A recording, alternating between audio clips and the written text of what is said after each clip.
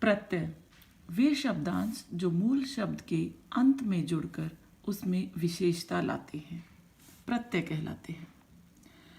मूल शब्द मैंने आपको पिछली वीडियो में अच्छी तरह से समझा दिया था।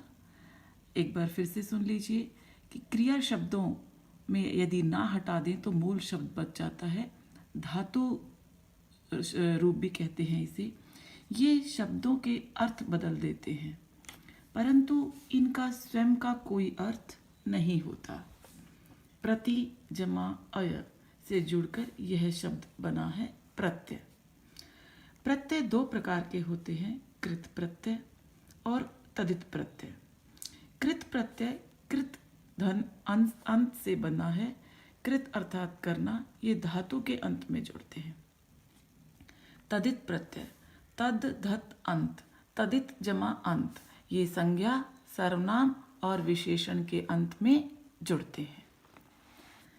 धातु किसे कहते हैं? अब देखिए, क्रिया का मूल रूप धातु कहलाता है। फिर से सुनिए आप कि किसी भी क्रिया जैसे करना, खाना, पीना शब्दों से यदि हम ना शब्द हटा दें तो हमारे पास क्या बचा? कर, खा, पी। तो कर, खा और पी ये धातु शब्द हैं, ये मूल धातु इन्हें कहते हैं। यदि हम ना शब्द हटा देंगे तो क्या शेष रह जाएगा? मूल धातु शेष रह जाएगी। आइए देखें कृत प्रत्यय। कृत प्रत्यय मूल धातुओं में इन्हें जोड़ने से नए शब्दों का निर्माण होगा। जैसे अक। अक कृत प्रत्यय में अगर मूल शब्द गे और चल, इन्हें हम धातु भी कह सकते हैं ना, तो गे और चल में यदि हम अक जोड़ेंगे तो नया शब्द क्या बना? गायक। ये मैं आपको आगे बताऊंगी कि गई से कैसे अक प्रत्यय जोड़ने पर पहला जो वर्ण है उसमें परिवर्तन आ जाता है। ये प्रत्यय का एक नियम है। चल, चल से अक प्रत्यय जोड़ने पर पहले वर्ण में यहाँ पर भी बदलाव आया, ये दीर्घ हो गया, तो चल से क्या बना? चालक। ऐसे ही आका। आका को यदि हम उड़ और लड़ में जोड़ेंगे तो क्या बनेगा? लड़ाका, उड़ाका और लड़ाका। आऊ। आऊ प्रत्यय कृत प्रत्यय है, इसे खा मूल धातु और टिक मूल धातु में जोड़ेंगे तो टिकाऊ और खाऊ शब्द बनेंगे।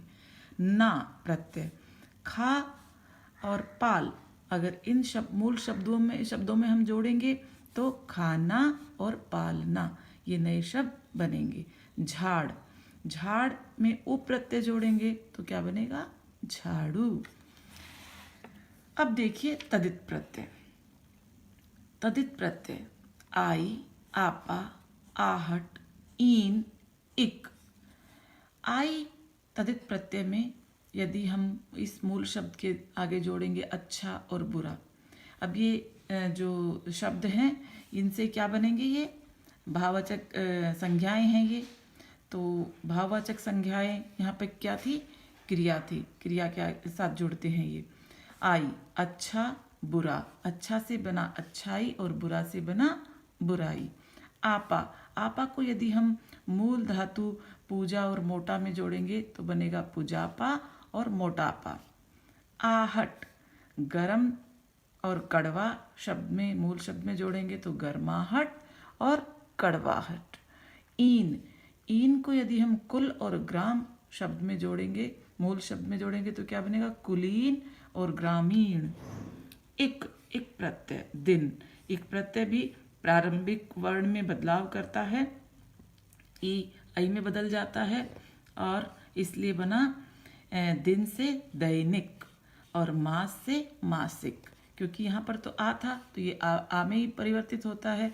दीर्घ, दीर्घ में ए या आ में बदल जाते हैं और ई या ई आई में बदल जाते हैं इक प्रत्यय होने पर। और इक प्रत्यय क्या है? तदित प्रत्यय। इसके अतिरिक्त कुछ और नियम हैं प्रत्यय के, आइए देखें। इक, इय, य, ई, आयन और ए, यदि ये प्रत्यय जोड़ेंगे तो पहले वर्ण के स्वर में वृद्धि कर देते हैं, जैसे हमने बीच बीच में देखा था। अब पहला वर्ण यहाँ पे क्या है? अध्यात्म शब्द में अ है। ए के आगे इक प्रत्यय जोड़ा, अध्यात्म, अ तो आ बन गया और आगे जुड़ गया इक, आध्यात्मिक। क्योंकि यहाँ पर आधा त है इसलिए ये तय से पहले जुड़कर किस में लगी है मात्रा? आध्यात्मिक। प्रमाण। अब प्रमाण में क्या है? आधा प है पहले और फिर र है। प र फिर म और फिर मा लिख लीजिए और अण है। तो पहला वर्ण आधा होने के कारण दूसरा दीर्घ होगा, आधा दीर्घ नहीं होगा। तो अगर आधा दीर्घ हो जाए तो पै पूरा हो जाएगा। तो प्रमाण जमा इक क्या बना? प्रामाणिक। देखिए, इक, य और ए प्रत्यय आने पर क्या होता है? प्रारंभ में यदि ए आ है तो दीर्घ होकर आ हो जाएगा। ओ और ओ है तो औ हो जाएगा। ई और ए है तो ऐ हो जाएगा। और री आने पर आर में बदल जाते हैं। इस नियम को आप कंठस्थ कर लें और ध्यान रखें ताकि आपको कोई भी प्रत्यय में नए शब्द बनाने में गलती ना हो।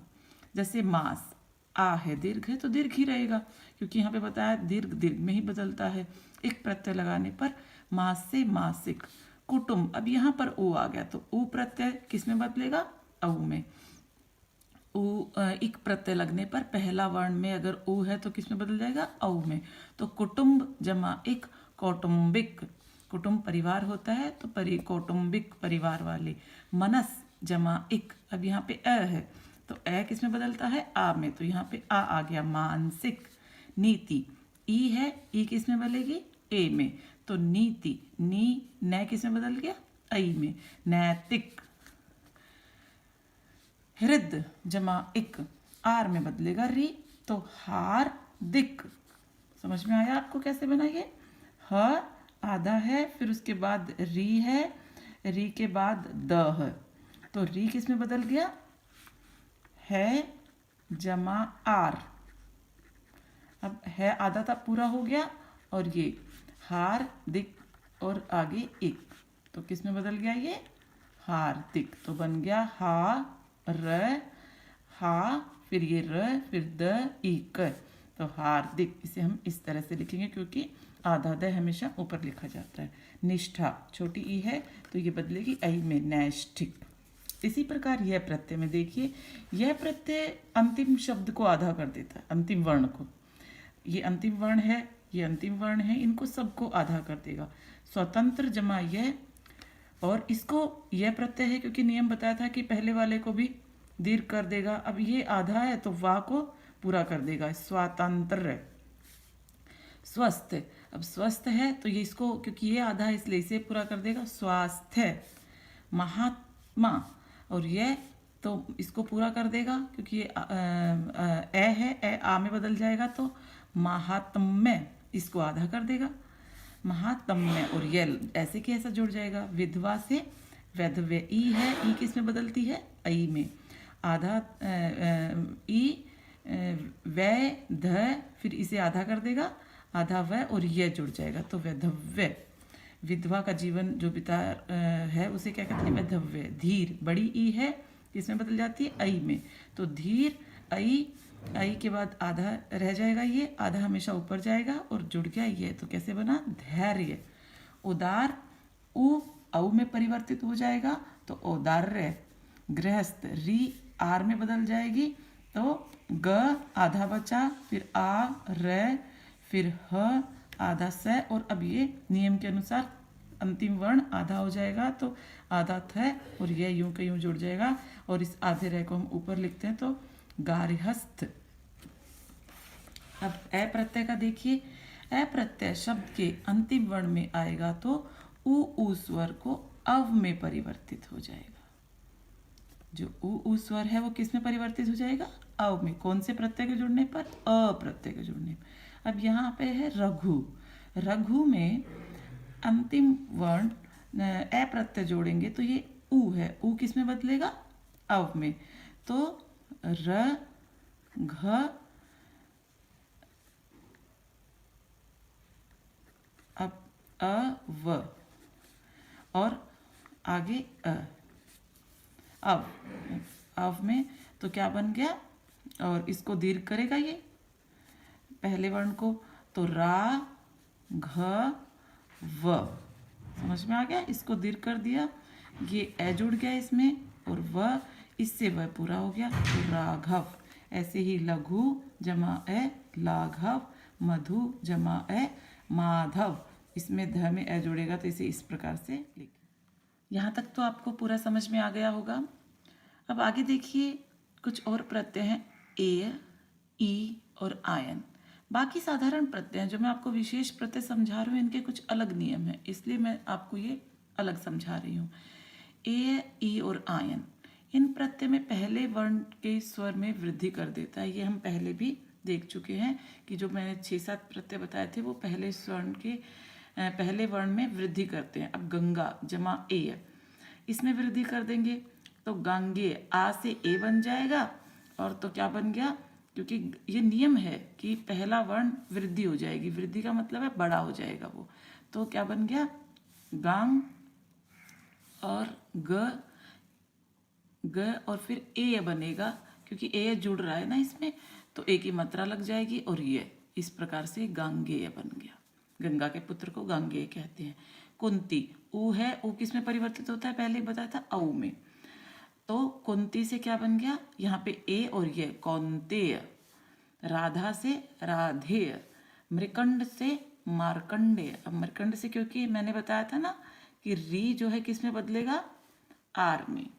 री अब जब आर में बदलेगा तो कैसे बनेगा, मैं बच गया, मैं किस दीर्घ होगा ये, तो माँ बन गया, फिर आर माँ, ये दोनों तरीके से यहाँ पे दीर्घ भी हो रहा है और ये आर भी जुड़ रहा है, तो फिर भी आ ही रहेगा, चाहे 2-3 आर आ जुड़ जाए तो आ ही रहेगा ना।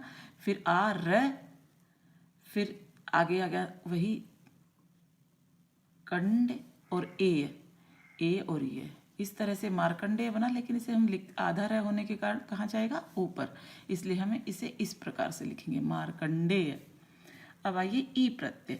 ई प्रत्यय पहले स्वर में वृद्धि करता है